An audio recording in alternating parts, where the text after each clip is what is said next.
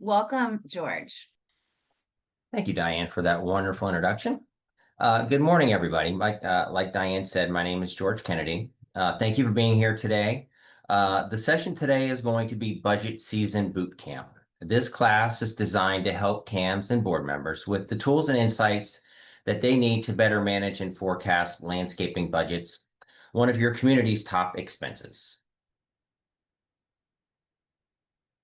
So our objectives today are, we want to understand major landscaping cost categories. We want to learn Florida-specific budgeting ranges, forecast needs by season, identify cost savings opportunities, improve vendor collaboration.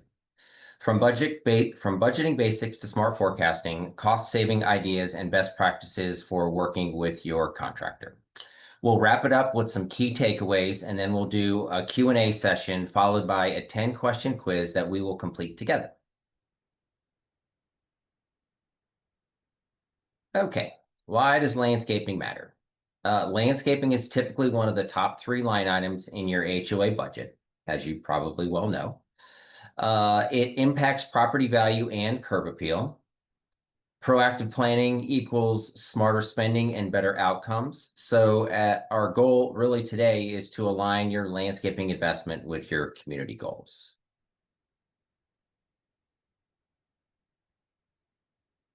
Here are the main budget categories for your landscaping budget.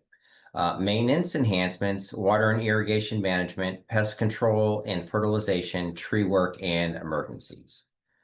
So what I've done here is I've provided some rough estimates, and these are based on per acre, or in the case of tree or emergency, per event. So if you're trying to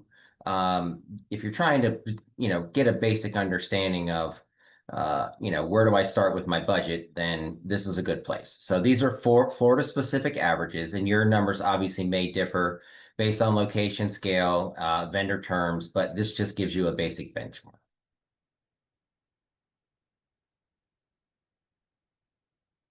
Okay, so here is a budget breakdown pie chart for you.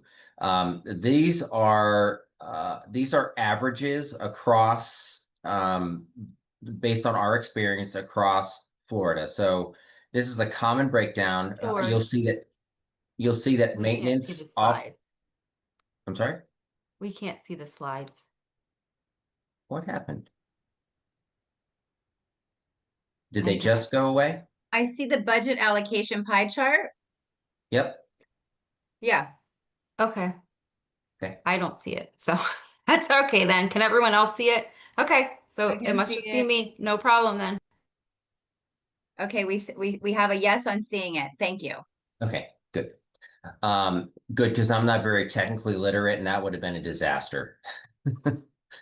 Okay, so this pie chart shows a common breakdown. Maintenance often takes the biggest slice, but irrigation can spike unexpectedly if not forecasted. These ranges reflect common HOA priorities, balancing budget, ongoing upkeep with asset preservation and enhancements. Maintenance usually takes the largest slice since it covers grounds maintenance, mowing, edging, trimming, and blowing of the property. Shrub care includes trimming and weed control. Irrigation control includes irrigation checks, adjustments, and minor repairs. The pest control includes fertilization, weed control, insect control, and fungus control. Tree services includes annual tree trimming for health and safety. Enhancements includes any additional investment in landscape or hardscape. So in the absence of historical figures, these are safe estimates to budget for. I do want to stop for a minute and I want to talk about irrigation, because we typically see that most associations do not budget enough for irrigation repairs. It's one of those, it falls out of mind, out of sight type categories. So as a general rule of thumb, if your association is more than 10 years old, then you should be budgeting at least 10% of your maintenance budget costs for irrigation. If your association is more than 30 years old, you want to move that number closer to 15%. That is based on our experience working with associations for the last 20 plus years. I also want to add a note about tree services. Since storm damage work usually falls into the tree work category, and with the increased number of storms that we've seen over the past several years, it might be necessary to budget a higher amount in your budget if your property is heavily wooded, or if there's potential for tree damage, on your individual property. All right, so let's move on to forecasting and seasonal planning. So spring is the time that you want to prep. You want to get everything fertilized. You want to get a good pre-emergent down. That's a pre-emergent weed control. That will help weeds from coming up during the spring and summer seasons. Summer is the time that you want to keep an eye on pests. This is when the bugs for shrubs and for turf usually rear their ugly heads. This is also a good time, since we are moving into the rainy season, that you can really practice good water conservation.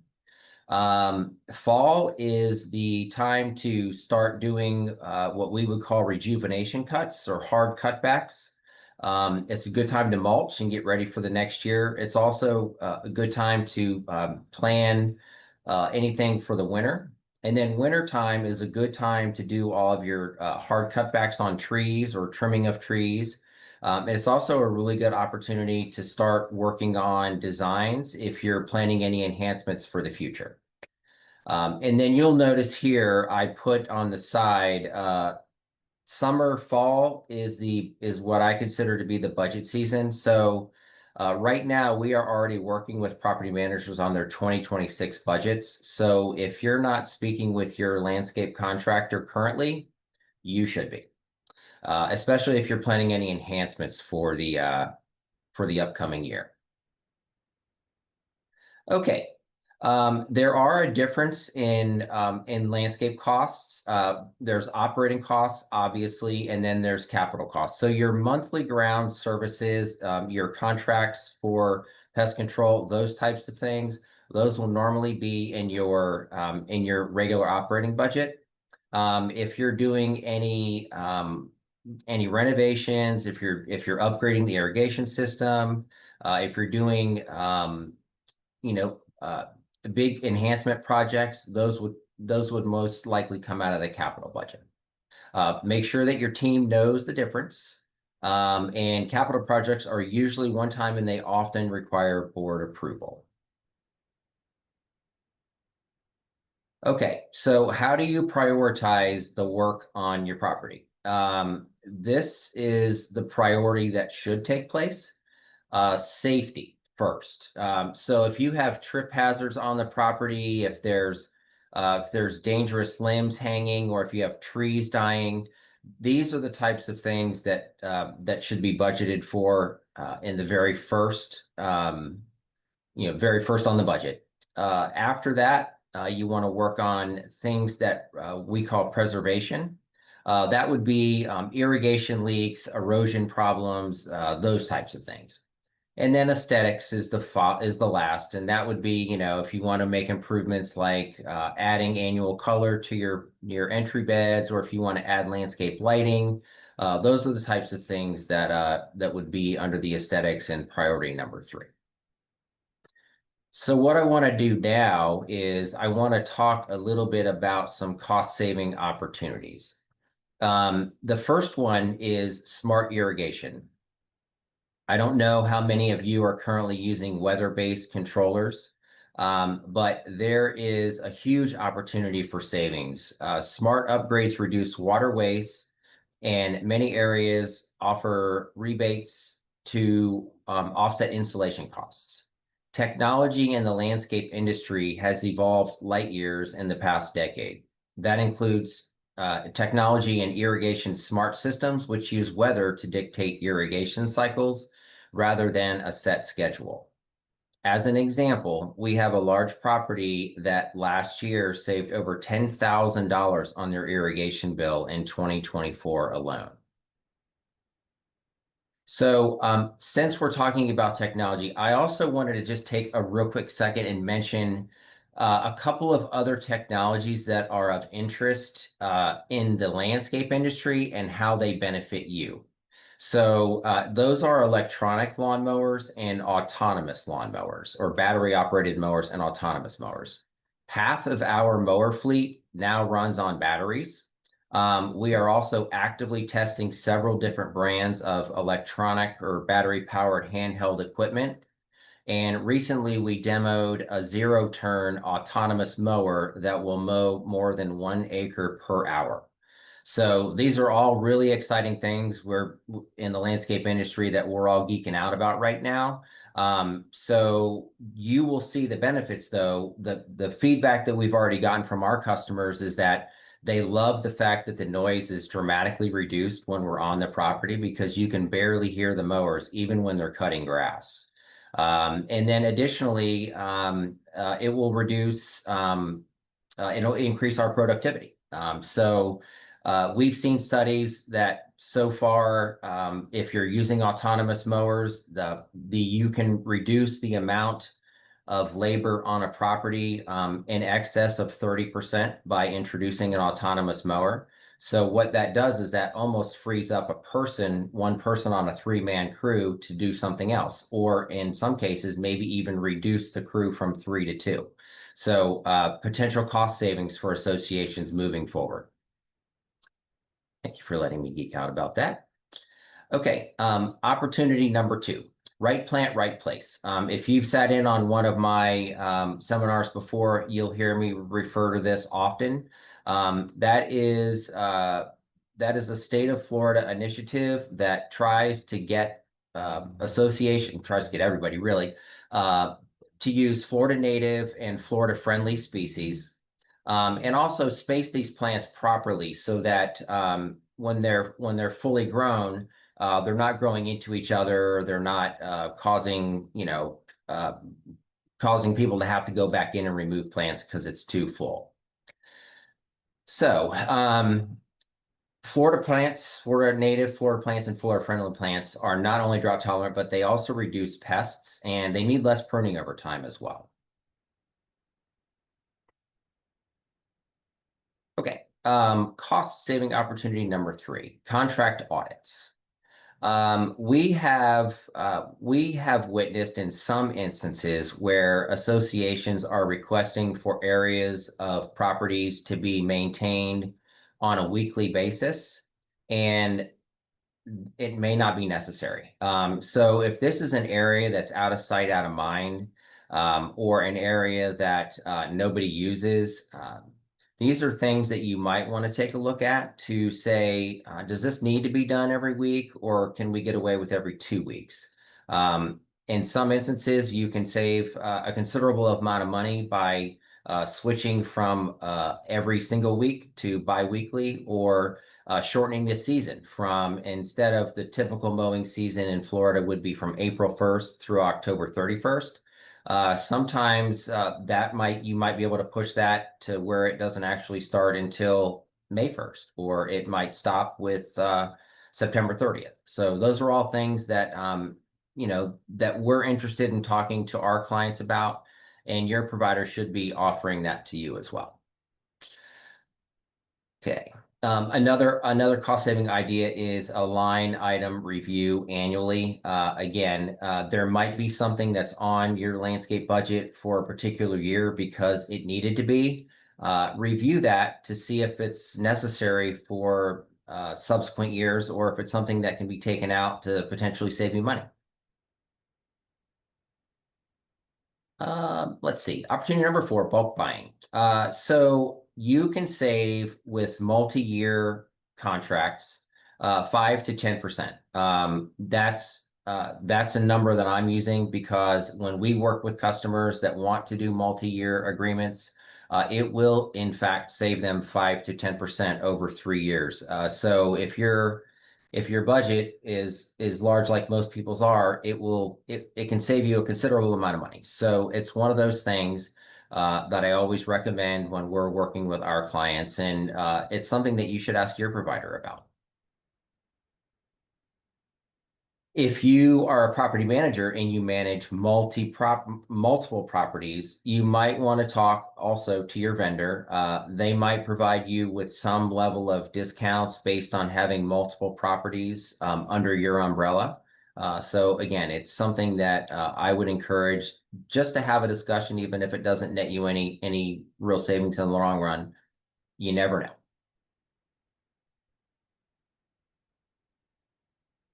Okay, working with your contractor.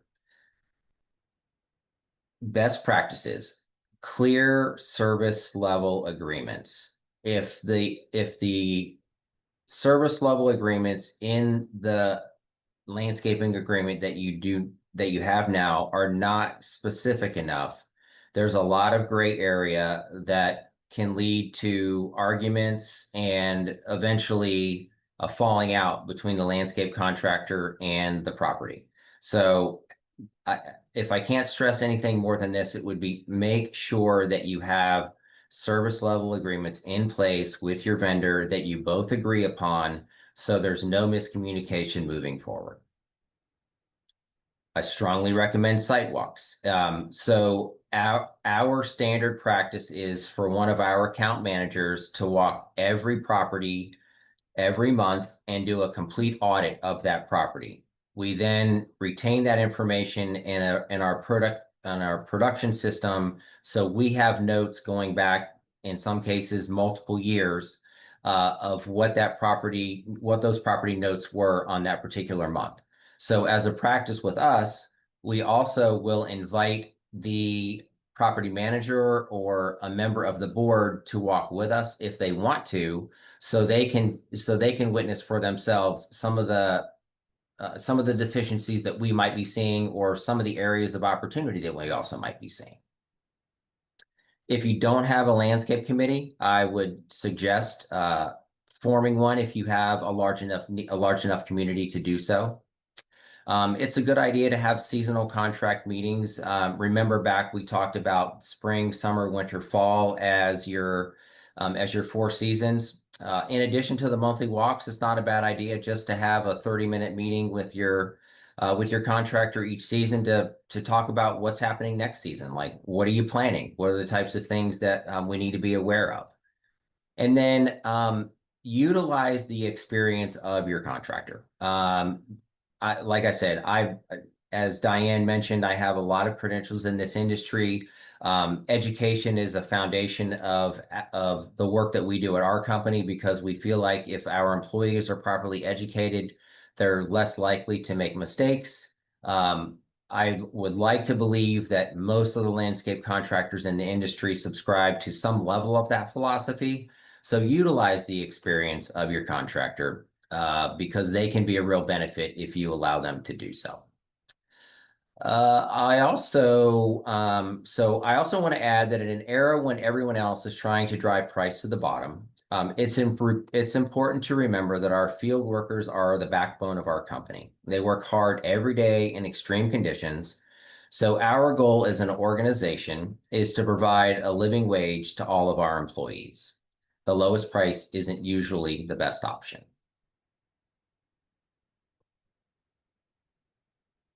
Okay, so final tips and takeaways.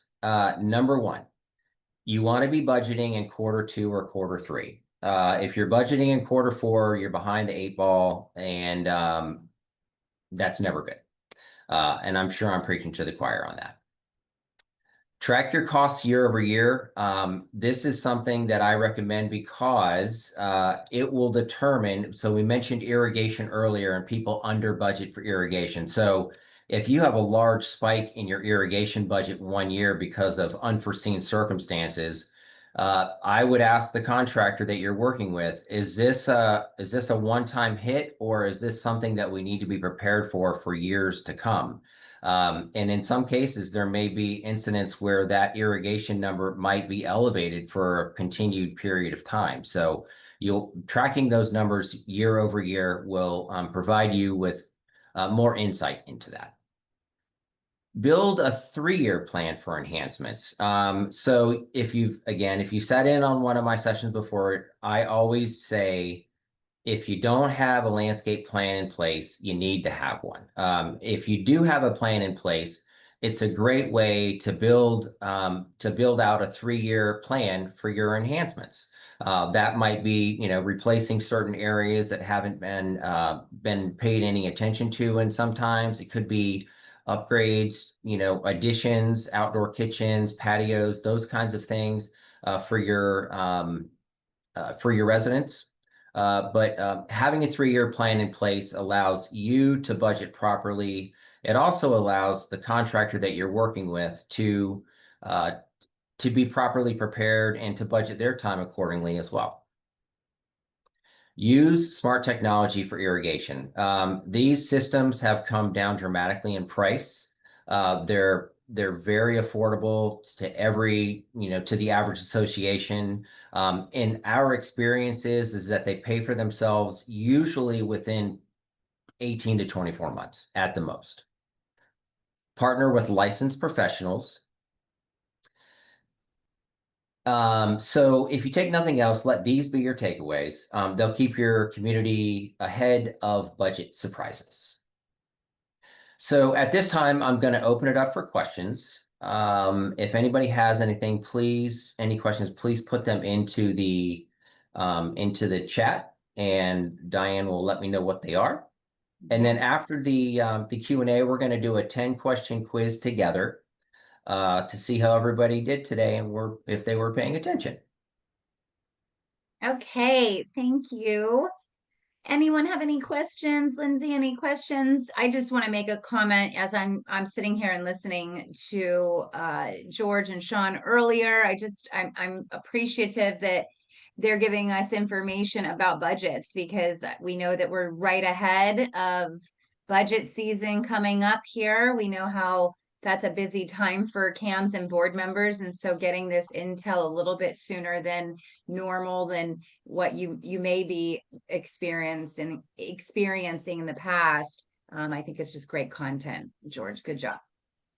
So Okay, we to do have elaborate or to ask a question, I guess, and if you covered it, I apologize. But for your company, if an association wants you to come out, take a look at their property and get them a proposal prior to putting together their budget, how much lead time do you need for that? 2 weeks at the most. Okay, thank you. We've got some people asking for your contact information already, saying it's perfect timing. Also, can you just go over briefly, this is a question in the chat, when you do meet and set up a meeting, who do you usually recommend is there, and what are just maybe some key points that you go over? So I strongly recommend the property manager is present. I recommend that at least one person from the board, it might be the person that has the most interest in landscape.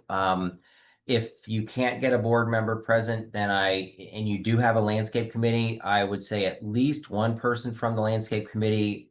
If the entire landscape committee could be present, that's a good thing, because sometimes people have differing opinions, and it's better if we can hash them out in a first meeting than, a back and forth later. So.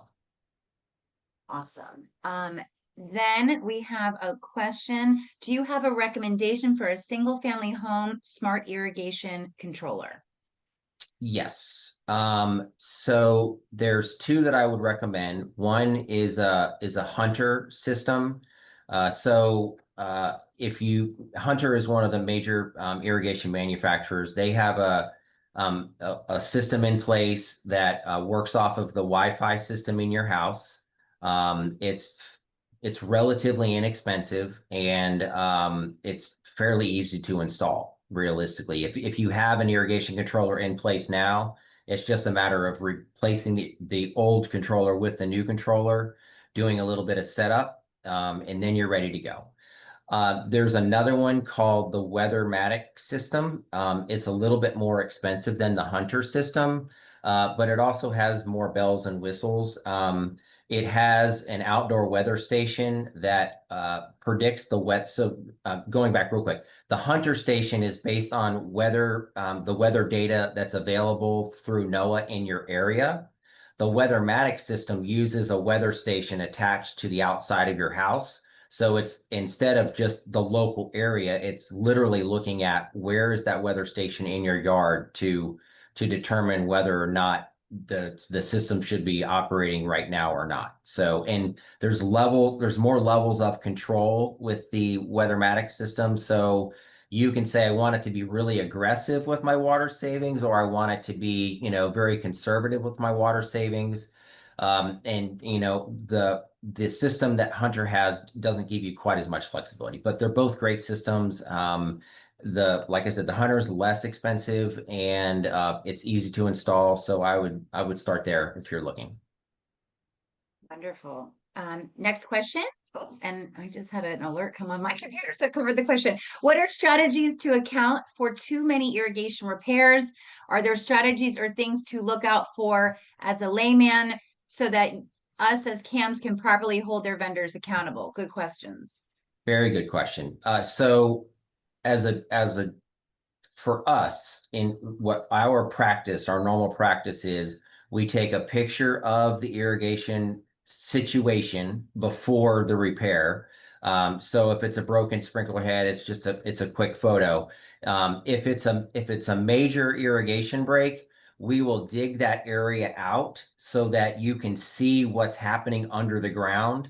And then take a photo that way. And then after it's repaired, before the dirt gets put back in the hole, we also take a picture of the repair. With today's technology, there isn't a reason in the world why your vendors cannot supply that to you.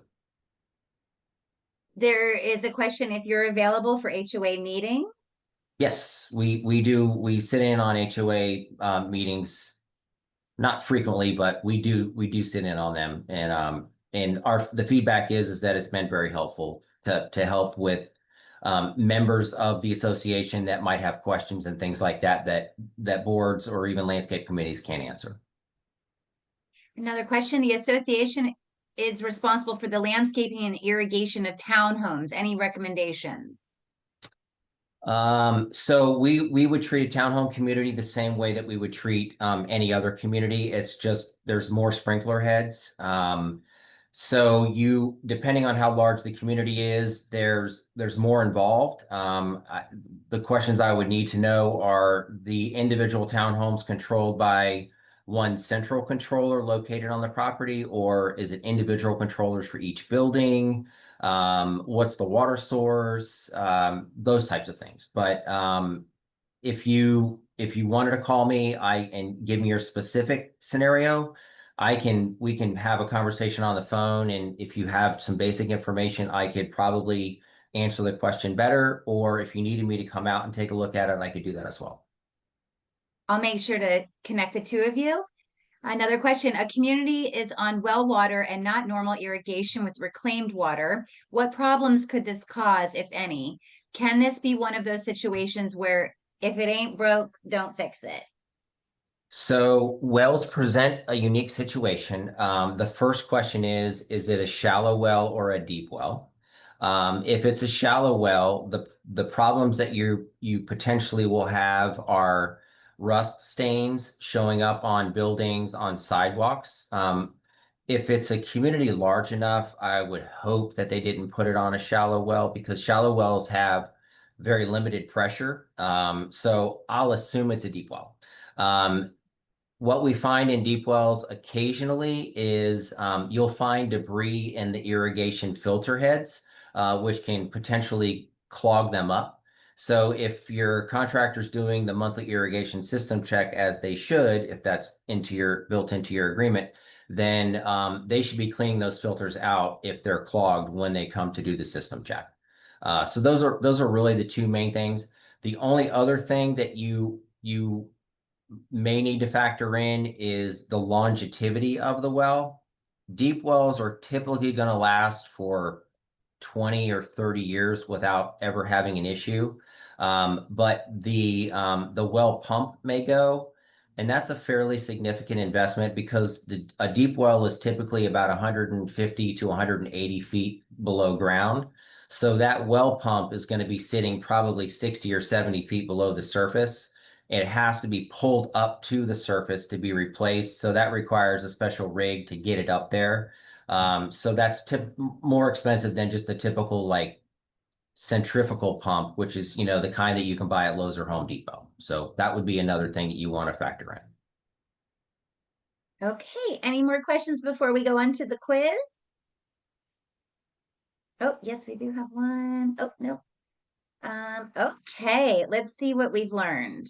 Okay. And remember, everybody, if you're just joining us, put your answers into the chat so that we can see what you think. All right. Number 1, which of the following is typically one of the top 3 expenses in a community association budget? All bees coming in. Oh, I shouldn't say. Well, I guess everybody can see it. All bees coming in. Correct answer is B. Good job, everyone. Okay. What is a key benefit of proactive landscape budget planning?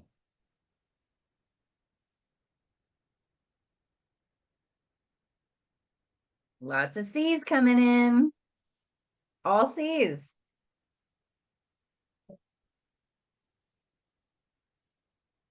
Correct answer is C. Good job, Nice. everybody. Which of the following is not one of the 5 main landscape budget categories?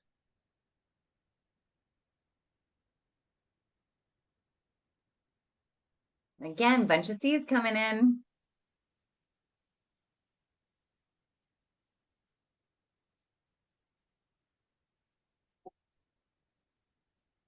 Correct answer is C.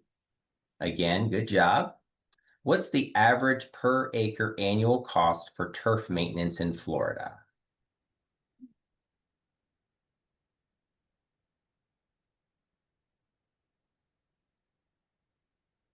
Well, okay. Okay. We've got C, we've got A, we've got B.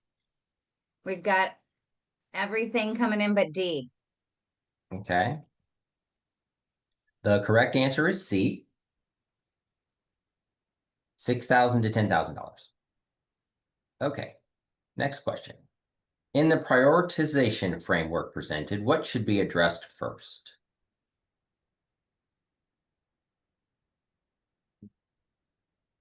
We got D, we had a C, we've got a C, we've got a D.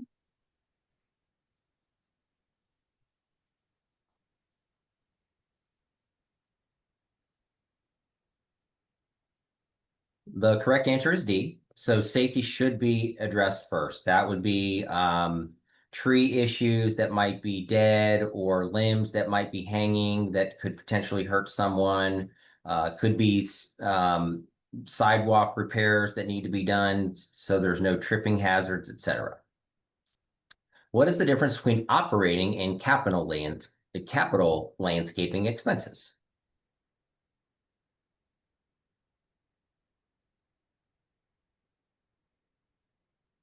Got a B, got B's.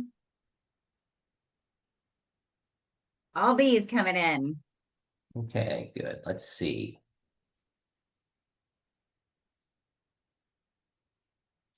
Correct answer is B. Good job, everybody.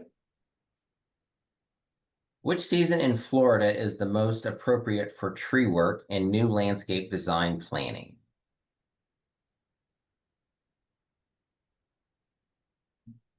Okay, we got some C's, we got some D's. C's and D's. Okay.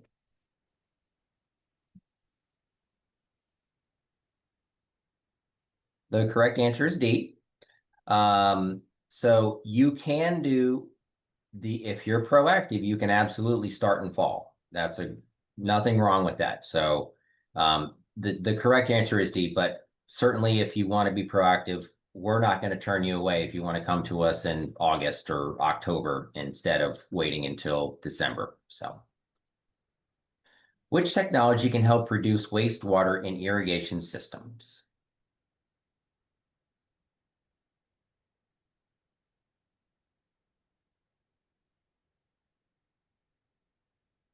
Got a C, got a B, got a D. A lot of bees.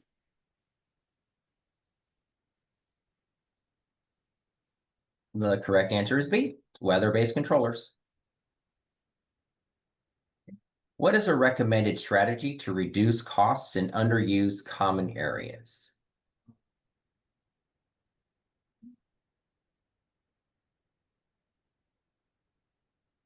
Got some D's coming in, all D's, an A, some D's.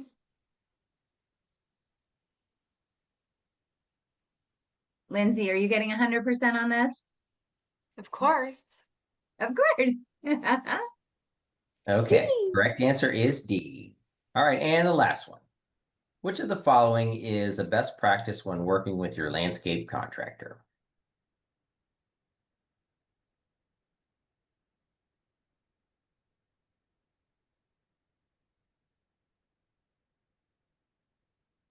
We got C's coming in, all C's.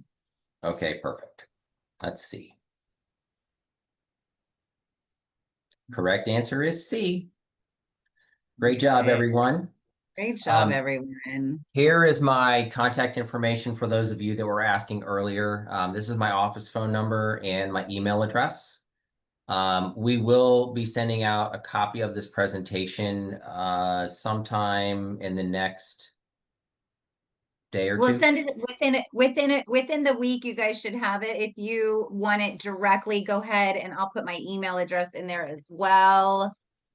Any last questions before we go into how to get credit for this for CAMs? I think we had some great questions.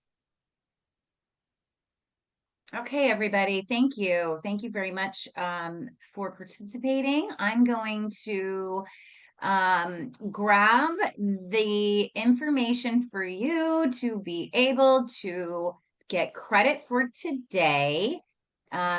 So we had a couple questions from board members asking if they get credit. We've got people saying, thank you, George, excellent job. Always, George is a great educator. We love his presentations. He gets to the point and gets us educated. Board members, right now, we don't have the ability to give you official credit from the DVPR for attending. However, you definitely can let your fellow board members and residents and CAM know that you took the class. We know that you took the class.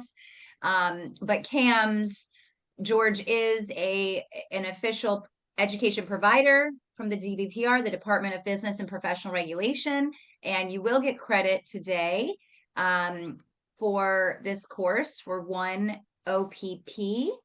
And you just need to email Lindsay at yourcoastalliving.com, and you can see the email on the chat. You want to email her with your license number and your name on the license. And I always just remind you, if your name's like Richard and you send Rick in, the DVPR kicks that back. So please make sure to give us the name as it appears on your license. Lindsay will get that updated, and then you'll see that on your CAM form on your login through the DVPR. Any last thoughts, George? Nope. Like I said, if you have any questions, please contact me. We'd be more than happy to assist you in any way that we can. Wonderful. Thank you for being here. Thank you. Okay, they're saying great presentation and thank you. Everyone, we have one more presentation, and that's from Lindsay and myself about the Beyond the Boardroom Get Updated program that's happening on August 21st.